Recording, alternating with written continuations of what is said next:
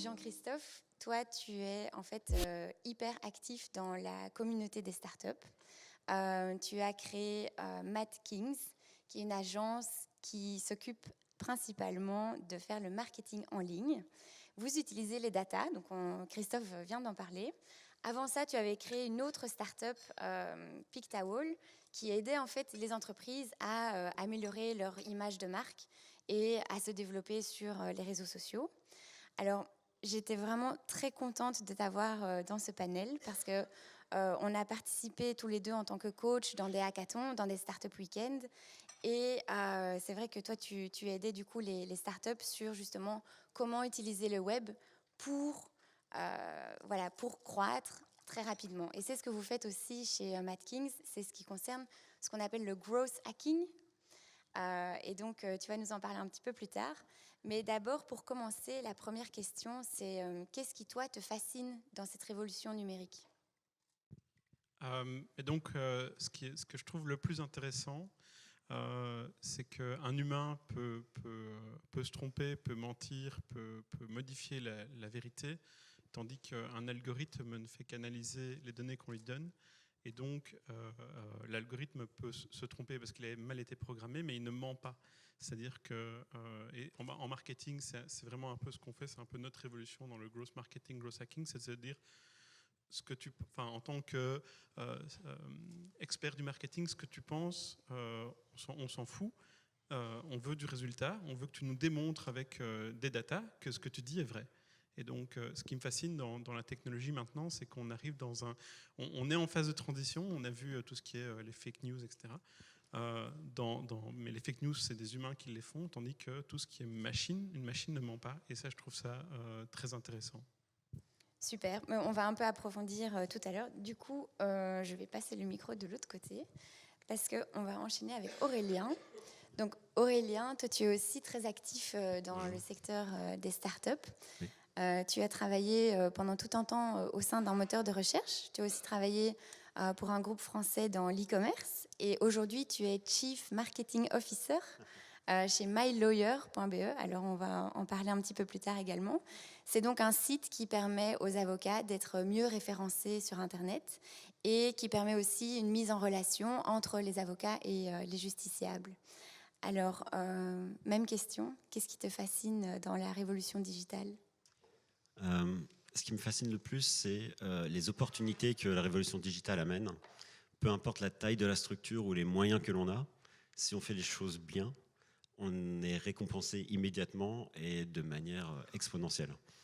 Donc les cartes sont rebattues, les citadelles tombent les unes après les autres si l'on est plus réactif, plus dynamique que les concurrents. Voilà.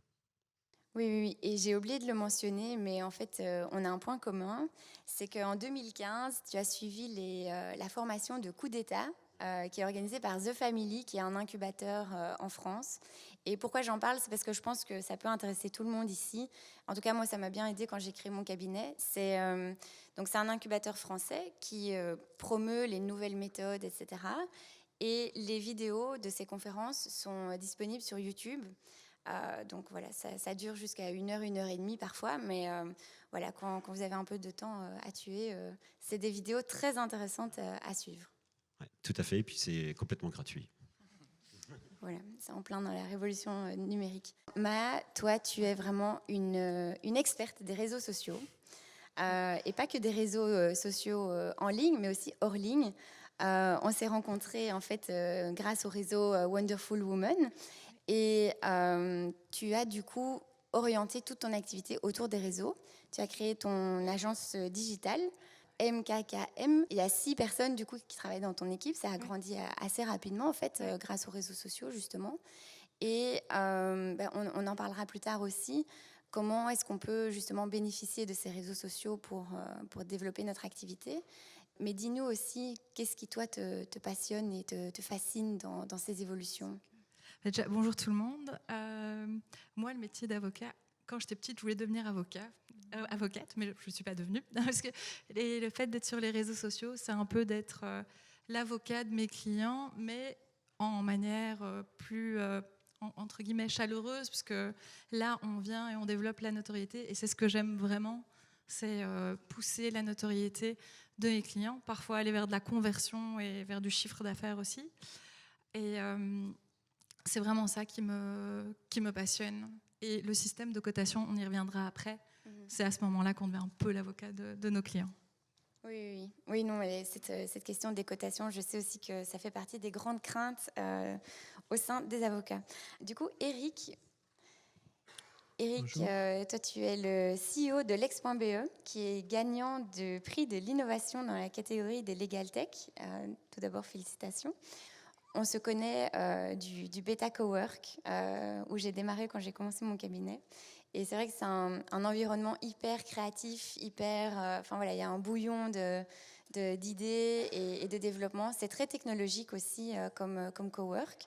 Et du coup, chez Lex.be, vous utilisez des solutions d'intelligence artificielle, d'automatisation, les data, aussi pour rendre finalement l'information juridique plus accessible, plus disponible.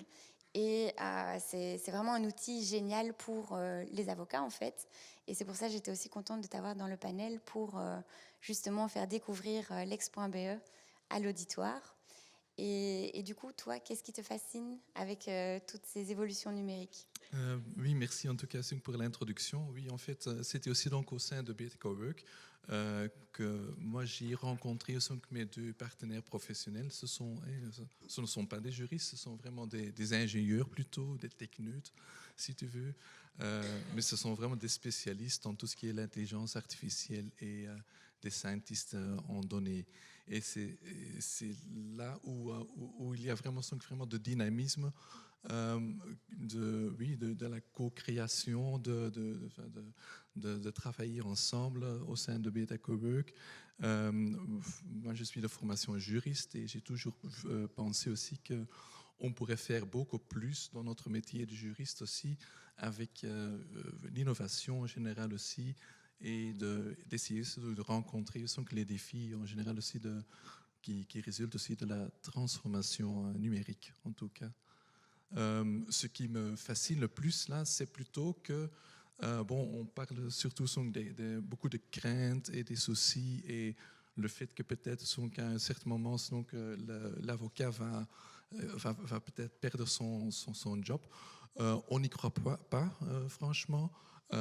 Par contre, je pense que le métier va certainement changer beaucoup, mais ça donne aussi plein d'opportunités et je pense que c'est vraiment le moment maintenant de saisir les opportunités qui sont là. Et voilà, on peut certainement encore discuter beaucoup plus en détail par après. Ouais. Super. Alors, on va passer maintenant la parole à Lionel Barretz. Lionel, je suis aussi super contente de t'avoir parmi ce panel parce que donc, toi, tu as cofondé la société Convidencia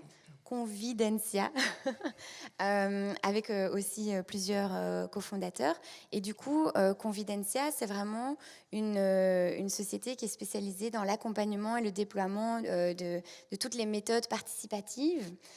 Donc justement, sur tout ce qui est le management participatif, l'agilité, les méthodes Lean, etc. C'est aussi quelque chose qui est basé sur l'innovation, sur les nouvelles technologies. Et on s'est aussi rencontrés à l'occasion des Startup Weekend, où je sais qu'il y a beaucoup de membres de ton entreprise qui proposent du coaching en fait, aux startups qui se créent pendant les hackathons. Et ce que je trouve aussi fascinant, c'est qu'il y a toujours une énergie qui se déploie comme ça dans... Donc un hackathon, je ne sais pas, quelqu'un sait ce que c'est un hackathon ? Qui sait ce qu'est un hackathon ou un Startup Weekend ? Lève la main. Alors aujourd'hui, on va vérifier. Qui ne sait pas ce qu'est un Startup Weekend ou un hackathon ?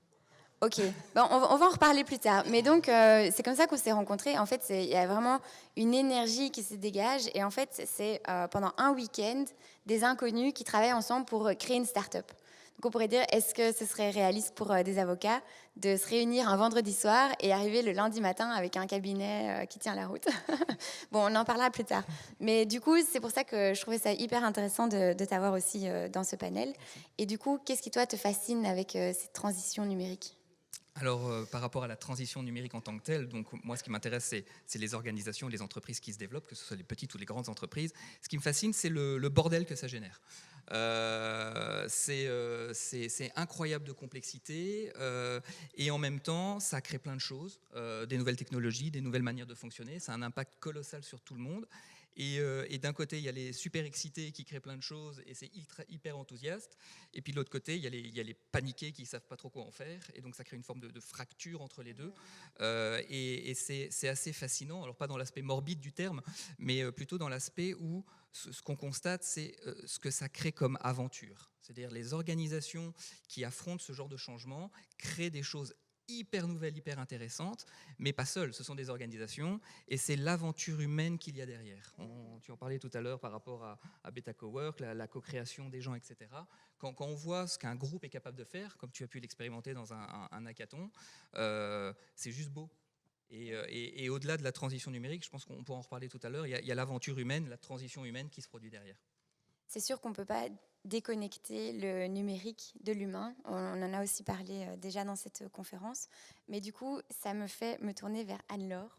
Anne-Laure, toi, tu étais avocate pendant une dizaine d'années avant de créer Align Coaching, qui est une entreprise qui coach les avocats dans le développement de leur carrière. Tu les accompagnes dans leur développement professionnel. Mais du coup, là, on est vraiment dans le cœur de l'humain. Et je trouvais que c'était hyper intéressant de t'avoir aussi dans ce panel parce qu'on s'est rencontrés à l'époque où on avait un projet au barreau pour les femmes avocates. Yeah. mais du coup, le numérique présente aussi énormément d'opportunités par rapport justement à la carrière des avocats, par rapport au développement voilà, la vie privée et la vie professionnelle. Il y a plein de questions et du coup, ça me fait vraiment plaisir de t'avoir parmi nous. Et qu'est-ce qui te fascine par tous ces développements du digital, du numérique ? Merci beaucoup de m'avoir invitée. Oui, comme tout le monde, moi, je suis assez fascinée par le champ des possibles qui s'ouvre, toutes ces opportunités qui étaient encore inimaginables il y a 10 ans, pour écouter n'importe quelle musique en un clic, etc. Enfin, voilà, c'est vraiment... c'est inouï, assez inouï. Moi, je m'intéresse plus aux humains qui utilisent la technologie. Alors, la contrepartie, c'est de voir à quel point on est devenu dépendant de tout ça, de notre smartphone, etc. On parle parfois de détox digital, mais je pense que oui, on en a tous besoin dans une certaine mesure. Et alors, au niveau des avocats, puisque je travaille la plupart du temps avec des avocats, c'est ce bouillonnement que crée cette révolution digitale. Sentir qu'il y a un momentum de réinvention et qui ne va pas être que digital, mais qui secoue un petit peu la profession pour l'inviter à se réinventer. Et ça, je trouve très, très intéressant. Et c'est la raison pour laquelle je suis tellement contente d'être là aujourd'hui. Et ben on va essayer de se réinventer tous ensemble. On va juste faire encore un petit tour de petites questions rapides, mais vraiment rapides en un mot. Après, on va passer au fond de l'intervention. Mais du coup, est-ce que chacun, vous pouvez me dire quel a été votre plus grand challenge et votre plus grande victoire par rapport au digital ? En 2 mots. En 2 mots, plus grand challenge, c'est faut être prêt à faire le pas. Et plus grande victoire, c'est quand ça se produit, ça fait des miracles après. Super. Le plus grand challenge, savoir rester au top en termes de techniques d'acquisition de trafic. Plus grande victoire, tout simplement, je ne sais pas s'il y a des grandes victoires, mais tout simplement dépasser ses attentes, dépasser ses objectifs au quotidien. Et voilà. Super. Mais du coup, Anne-Laure ? Ah oui, merci.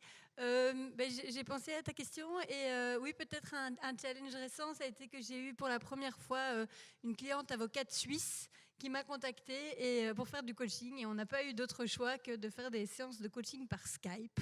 J'avais des croyances assez limitantes par rapport à ça et puis tout s'est bien passé. Donc c'était à la fois un grand challenge et une grande victoire. Mais voilà. elle a pu te contacter parce qu'elle t'avait trouvé sur Internet. Elle m'avait trouvé, oui, apparemment en Suisse, il n'y avait pas beaucoup de coaching pour avocats. Super. Donc oui. Donc le challenge de la consultation à distance, oui. Mais la victoire d'avoir des clients internationaux voilà. Grâce au web. Oui, et puis maintenant, je propose aussi des séances par Skype à mes clients avocats belges, mais j'aime bien quand même les rencontrer d'abord des visous. Nous, chez Combinator, on a un métier un intellectuel de service de conseil. Alors effectivement, on se pose bien évidemment la question de la digitalisation et de la numérisation. Et on a eu un peu de difficulté de se dire, tiens, qu'est-ce qu'on pourrait créer comme valeur qui concerne la numérisation sans pour autant se tirer des balles dans le pied et pas se faire remplacer soi-même avec un outil qu'on aurait développé. Et alors, ça c'était le challenge, et le succès, c'est qu'on a commencé à identifier des espaces où on peut créer de la valeur en améliorant avec le digital nos prestations sans les remplacer. Je donne un exemple, par exemple, ça nous arrive de donner des formations. Eh ben, ça peut paraître tout bête parce que tout le monde connaît ça en ce moment, mais le fait d'avoir des vidéos en ligne que les gens peuvent voir avant les formations, ça fait que les gens acquièrent la connaissance avant de venir. Ça ne remplace pas les formations qu'on donne parce qu'il faut quand même donner des formations, mais du coup, les formations augmentent en qualité parce qu'on peut en faire autre chose. Puisque du coup, quand les gens ont appris la théorie en ligne, on peut commencer à faire plus de pratique dans les formations. Et donc, c'était vraiment, là, on est assez fiers de trouver des choses qui améliorent notre offre sans la remplacer. Oui. Mon plus grand challenge. Le truc, c'est que je suis un peu un obélix du digital, je suis tombé dedans quand j'étais petit. Donc le digital, pour moi, est hyper naturel. Mon plus grand challenge, c'est de transmettre cette naturalité ou cette approche du numérique à toutes les personnes autour de moi. Donc j'adore vulgariser, j'adore expliquer, j'adore faire comprendre. C'est vraiment quelque chose qui est important pour moi. De vraiment faire comprendre aux gens que le digital, c'est juste une évolution, c'est comme l'écriture, on l'apprend à l'école, ça ne doit pas faire peur. Ma plus grande victoire, c'est finalement la société qu'on fait. On fait, comme tu l'as dit, du marketing, mais du marketing vraiment digital, et pas du marketing traditionnel qui a commencé à utiliser les outils, mais vraiment du marketing qui comprend l'intérêt de ce digital au niveau data, au niveau de tout ce que ça amène comme porte. Et c'est donc d'avoir finalement créé une entreprise qui fait ça et d'avoir une très forte croissance, mais aussi au sein de l'équipe, d'avoir des gens qui au départ ont un passé ou une formation beaucoup très traditionnelle, très marketing, et de leur faire du marketing très technique, très poussé au niveau digital. Ça, je pense, c'est une très grande fierté que j'ai. Pour moi, le plus grand challenge, à mon avis, c'est surtout d'essayer de faire traduire les besoins de la valeur aussi de l'avocat dans quelque chose qui est plutôt dans la technologie. C'est vraiment essayer de lier alors aussi les différents esprits aussi, la mentalité sont des experts dans la technologie, et de faire traduire quelque chose aussi qui fait qu'on peut vraiment se rapporter de la valeur pour le secteur juridique en général. Ça doit rester simple, ça doit rester très intuitif, et c'est ça qui est pour nous le plus grand challenge, je pense, parce que on veut quand même essayer de rajouter beaucoup de fonctionnalités sans trop perdre de vue aussi que en général aussi, donc un outil, une solution doit rester simple aussi dans l'utilisation aussi de chaque jour. Notre plus grande victoire, c'est plutôt, si on gagne toujours de nouveaux projets, si on peut aider de nouveau un cabinet d'avocats dans leur transformation numérique aussi, par exemple aussi, donc si on fait le scanning aussi de la bibliothèque sur papier, on le transmet complètement dans une bibliothèque digitale numérique. Alors tu vois immédiatement que les avantages pour les avocats sont là déjà dès la première minute. Et c'est ça qui est pour nous vraiment la plus grande victoire, je pense. Ouais. Super. Écoutez, vraiment merci pour ces premiers partages. Donc on voit aussi qu'il n'y a pas que les avocats qui ont des challenges finalement. Même les experts du web et les acteurs du digital, vous avez aussi des challenges. Mais il y a aussi des victoires qu'on soupçonne peut-être pas toujours. On